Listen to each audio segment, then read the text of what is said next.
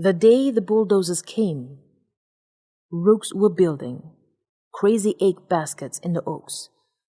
Green flies sizzled by the pond, and a coal-eyed toad waited for them.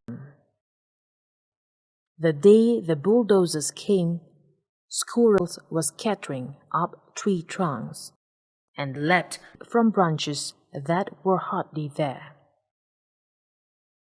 The fox stirred in his sleep as the ground trembled. "Ha ha!" he thought. "I'm quite safe. Deep down in the earth, no one can get me here." Then the bulldozers came.